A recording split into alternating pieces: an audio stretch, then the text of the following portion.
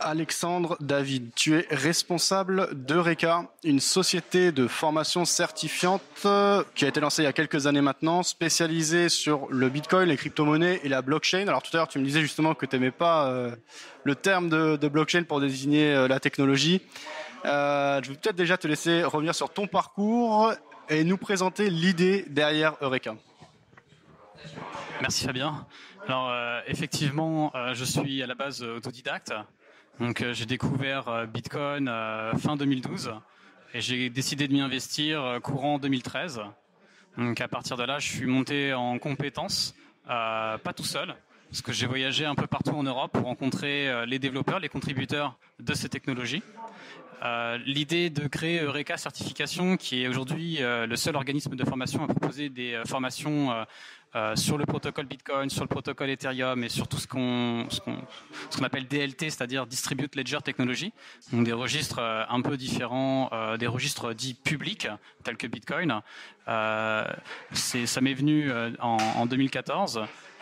Et donc on a mis en place une certification parce qu'il est vrai que personnellement avec Eureka on s'est aperçu qu'il y avait des difficultés à essayer de légitimer des formations et des difficultés aussi à identifier les personnes qui portent les compétences sur ces technologies-là. Sachant que nous, on a mis énormément de temps à comprendre ces technologies, on s'est dit vraiment qu'il y aurait vraiment besoin de mettre en place une certification pour évaluer, décerner des compétences et rapidement trouver le bon candidat par rapport à son projet. Voilà. Aujourd'hui, vous proposez même des diplômes reconnus par l'État. Alors, je te demandais tout à l'heure quelques précisions. Est-ce que c'est des masters? Est-ce que c'est des choses... Quelle dénomination ça a? Monnaie numérique, blockchain? Oui, alors aujourd'hui, on est en partenariat avec plusieurs écoles.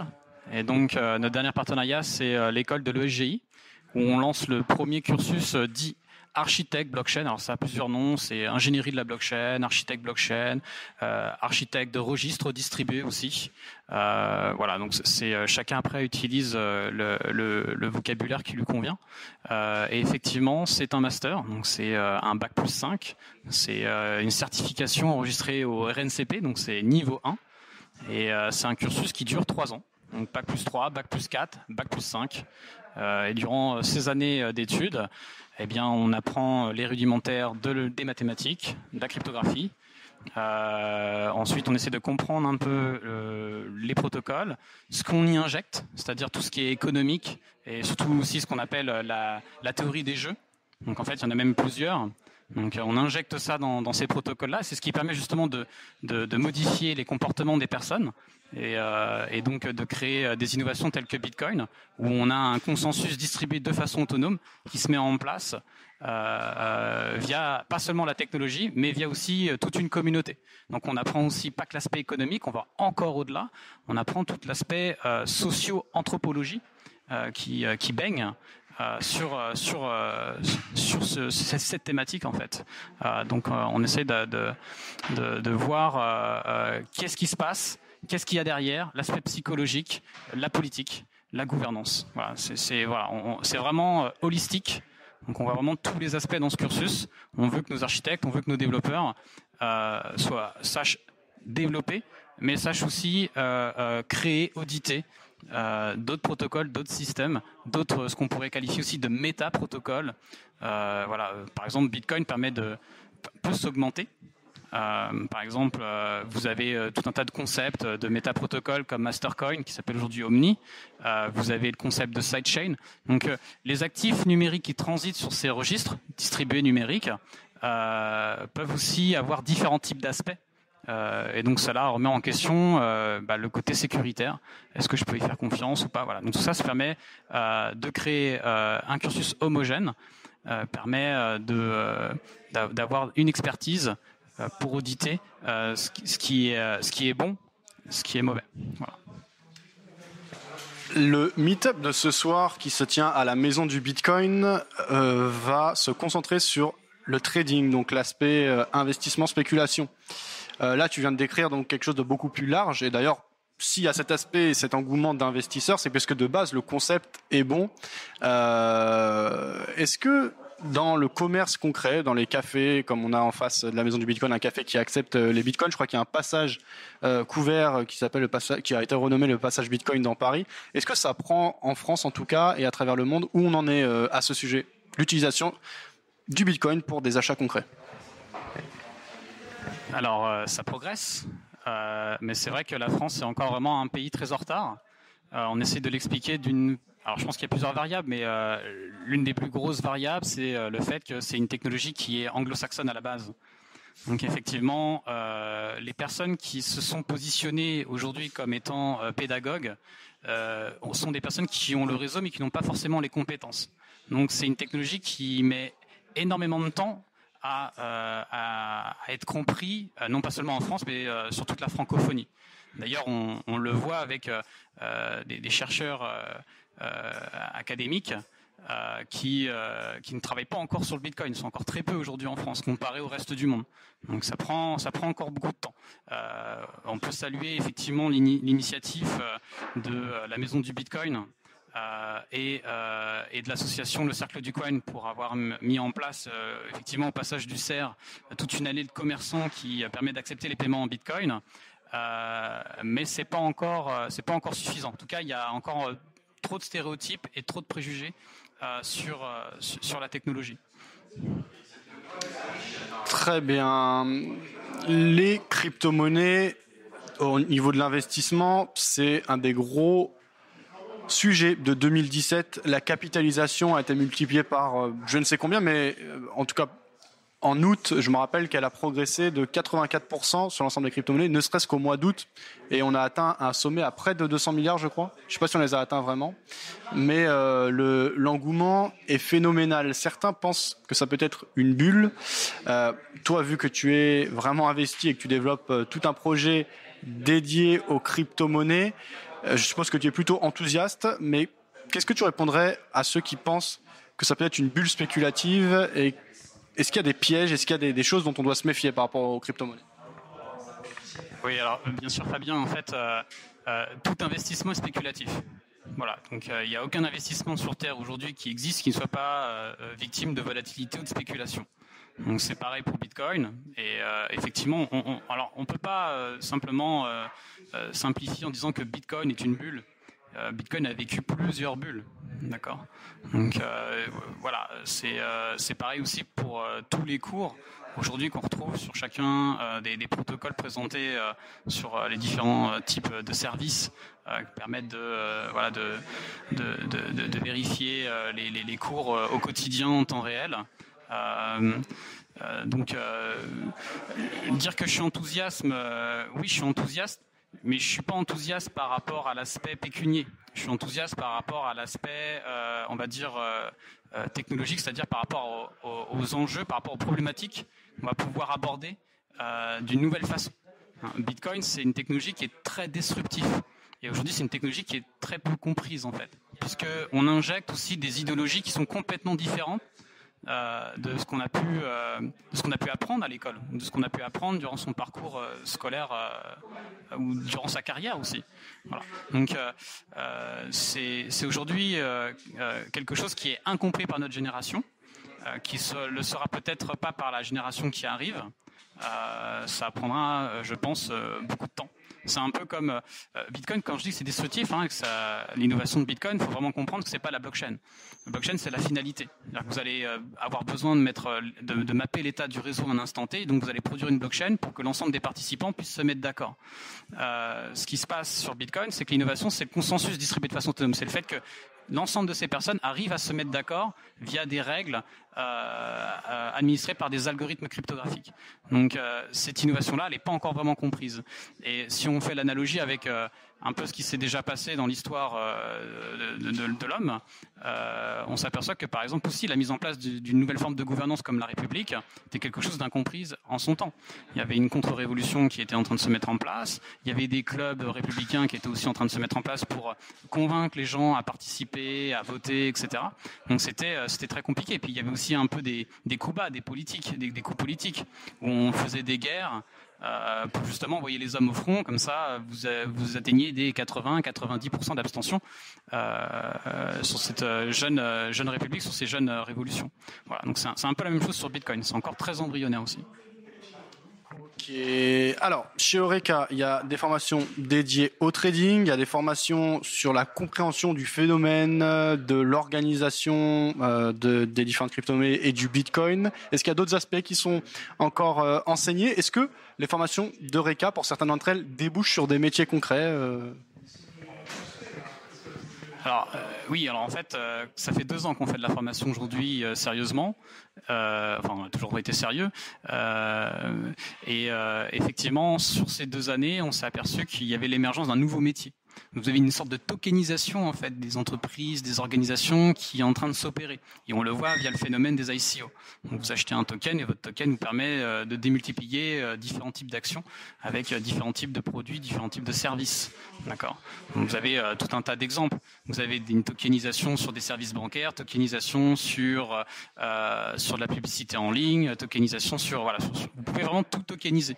Donc vous allez vraiment avoir besoin, si vous voulez lancer un projet, d'une personne compétente sur le développement, sur l'audit, sur la sécurisation et l'élaboration de tels protocoles. Est-ce que je dois faire un token adossé sur un protocole token, comme le token ERC20 sur Ethereum, ou est-ce que je dois créer mon propre protocole avec mon propre protocole token? Voilà, tout ça, c'est des questions qui se posent.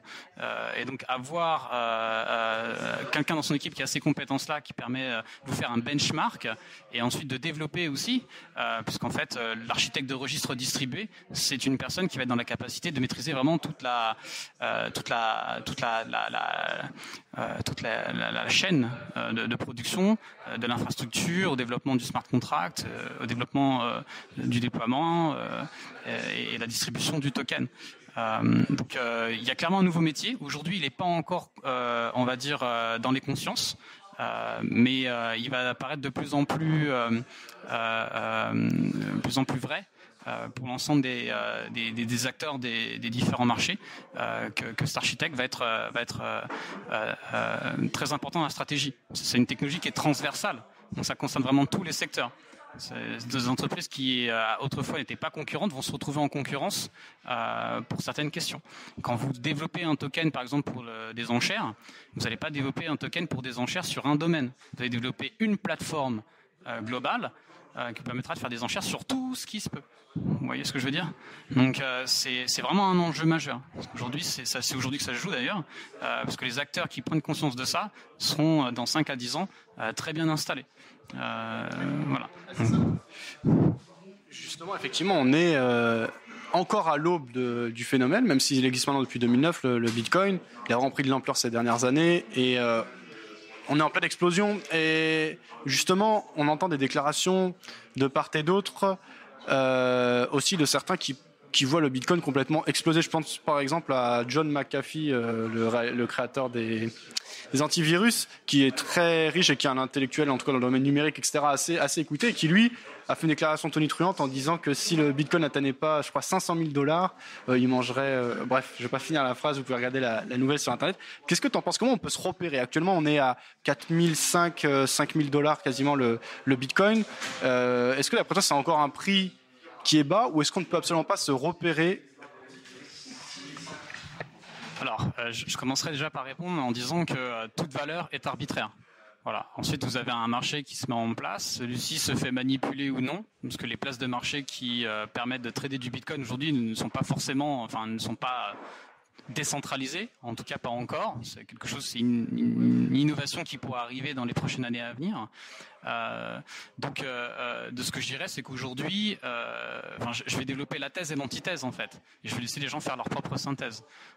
Aujourd'hui, pour moi, Bitcoin est un investissement quand même qui reste assez dangereux, puisque c'est un actif qui est intrinsèquement déflationniste. Et aujourd'hui, on est à 17 millions de Bitcoin en circulation.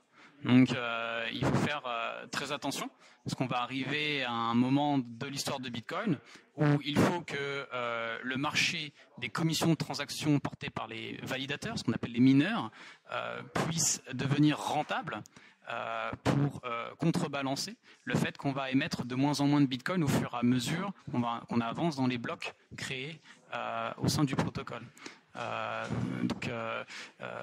Vous savez que plus on avance dans le temps, plus on diminue, plus on divise par 2 tous les 4 ans l'émission de Bitcoin.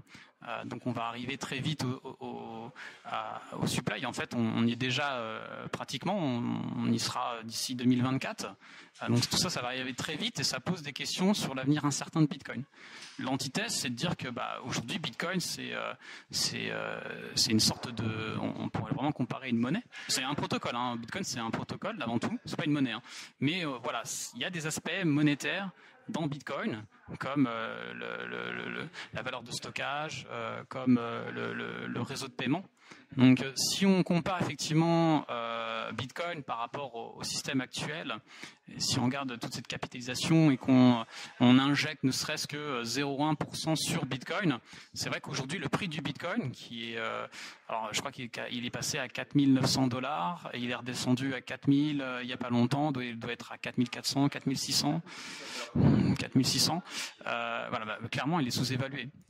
Aujourd'hui, si on fait vraiment les calculs, le Bitcoin devrait valoir au minimum 20 000 $, 20 000 $ le Bitcoin, voire même plus en fait, si on fait l'accumulation entre réserve de stockage, réserve de valeur pardon, et réseau de paiement. Donc c'est vraiment sous-évalué par rapport à l'usage qu'on pourrait en faire.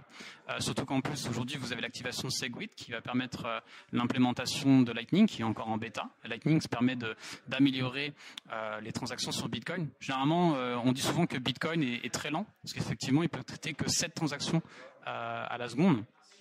Ce qui est pas beaucoup. Et puis en plus, vous devez attendre une confirmation de 10 minutes, voire même d'une heure pratiquement, si vous attendez 6 confirmations. Parce qu'on est dans un système probabilistique, donc votre transaction peut être intégrée dans un bloc et puis après, elle peut être refusée. Ou en tout cas, il peut s'avérer des péripéties. Et Lightning, ce que permet de faire Lightning, c'est d'augmenter l'agrégat monétaire de Bitcoin et de passer à 100 000 transactions par seconde. Donc là, on explose vraiment tout ce qui se fait en termes de système par rapport à Visa, qui lui doit tourner à peu près à 35 000 transactions par seconde, grand max. Mais en fait, en utilisation réelle, ils sont beaucoup moins. Ils sont peut-être à 10 000 transactions par seconde, voire même moins. Donc voilà, Bitcoin, c'est vraiment un système très important qui s'upgrade. Le Bitcoin d'aujourd'hui n'a rien à voir avec le Bitcoin d'hier. C'est quelque chose qui... Voilà, c'est pour ça que tout à l'heure, je parlais vraiment de gouvernance, parce que vous avez vraiment de la politique dessus. C'est pour ça que vous avez des forks, vous avez des idéologies complètement différentes des unes des autres. En termes d'investissement, moi personnellement, je conseillerais d'investir sur Bitcoin. Par contre, voilà, petit rappel, n'y investissez uniquement ce que vous pouvez vous permettre de perdre. C'est pour ça que généralement les gens viennent nous voir pour faire des formations, pour comprendre la technologie, pour savoir si ça vaut le coup d'investir. Ça permet vraiment d'y voir beaucoup plus clair. Après, nous, on laisse toujours les gens faire la synthèse. On n'est pas là pour leur dire quoi faire. Très bien. Alors Alexandre, on te retrouve bien sûr sur le site d'Eureka puisque tu es président de cette société de formation, organisme de formation. Est-ce que toi-même tu dispenses ces formations ou est-ce que tu présides simplement l'organisation ? Alors effectivement, j'ai commencé comme formateur avant de prendre la présidence il y a quelques semaines. Aujourd'hui, j'ai vraiment plus le temps, mais je m'accorde encore un peu de temps pour faire des sessions d'acculturation, puisqu'effectivement, en tant que président, je suis aussi directeur des programmes. C'est moi qui structure vraiment les connaissances. Savoir hiérarchiser les outils cryptographiques, c'est très important. Savoir où est-ce qu'on se situe, savoir qu'est-ce qu'on doit faire, qu'est-ce qu'on peut faire, qu'est-ce qu'on peut pas faire, etc. Voilà. Donc ça, c'est très important. D'ailleurs, c'est pour ça qu'on a la confiance des écoles, parce qu'on est très très rigoureux et très pédagogique sur l'approche de ces technologies. Par exemple, toi, tu utilises le vocabulaire crypto. Nous, on va utiliser le vocabulaire d'actifs numériques. La plupart des utilisateurs utilisent le terme portefeuille ou wallet. Nous, on utilise le terme porte-clés. Parce qu'effectivement, les bitcoins ne quittent pas la blockchain de Bitcoin. Ce que vous avez dans votre poche ou sur votre wallet, ce sont uniquement des clés qui permettent de vous sorte d'authentification, en fait, de signer cryptographiquement les transactions pour prouver en fait qu'ils vous appartiennent bien. Mais c'est un protocole dans lequel ou en tout cas c'est des protocoles dans lesquels on s'en moque de savoir qui vous êtes. On ne vous identifie pas par votre nom, par votre prénom, par votre ADN, etc. C'est juste ce qu'on appelle des hashes cryptographiques qui sont générés, qui représentent une sorte de numéro de compte, une sorte de mot de passe. Et à qui a le mot de passe et le numéro de compte peut dépenser ses actifs. Donc si vous faites, je sais pas moi, social engineering, vous faites attaquer en social engineering, on peut récupérer vos clés et dépenser vos bitcoins à votre place. Vous voyez ce que je veux dire? Très bien. Eh bien, rendez-vous sur le site d'Eureka pour en savoir plus. L'adresse apparaît sous cette vidéo. Vous êtes également présent sur les réseaux sociaux, Twitter, etc. Merci Alexandre pour toutes ces réponses. Merci Fabien.